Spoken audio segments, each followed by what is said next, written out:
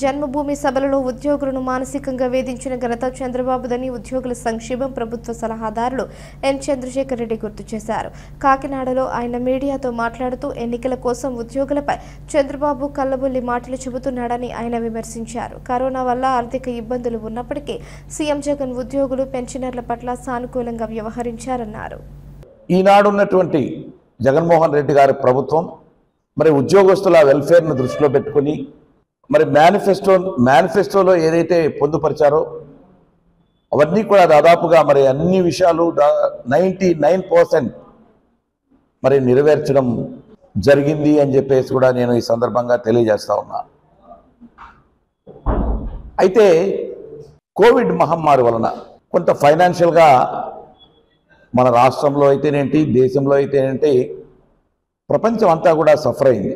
మన రాష్ట్రంలో పర్టికులర్లీ మనకి ఫైనాన్షియల్గా 76,000 కోట్ల రూపాయలు ఆ 2 సంవత్సరాల్లో మనకు లాస్ జరిగింది.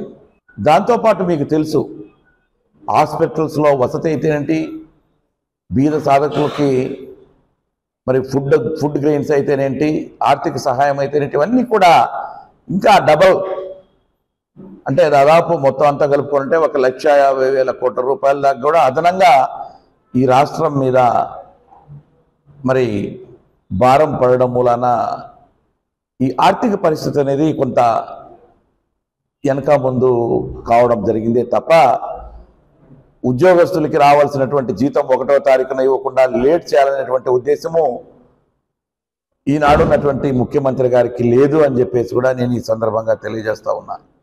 ఎందుకంటే నేను కూడా మరి ఒక ఉద్యోగిగా ఆంధ్రప్రదేశ్ ఎన్జిఓ సంఘంలో దాదాపు 35 సంవత్సరాలు పనిచేసిన పిదప రిటైర్ అయిన తర్వాత నేను ఇప్పుడు ప్రభుత్వ సలహాదారుగా ఉన్నానే తప్ప అన్ని విషయాలు కూడా ఉద్యోగస్తులకి ప్రభుత్వాల్లో అన్ని విషయాలు కూడా నాకు తెలుసు.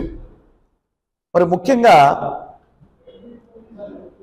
1వ తారీఖున జీతము పెన్షను రాలేదనేటువంటి విషయాన్ని మరి కూటమిలో ఉన్నటువంటి వాళ్ళు చెబుతూ ఉన్నారు. పర్టికులర్లీ టీడీపీ వాళ్ళు వీళ్ళంతా కూడా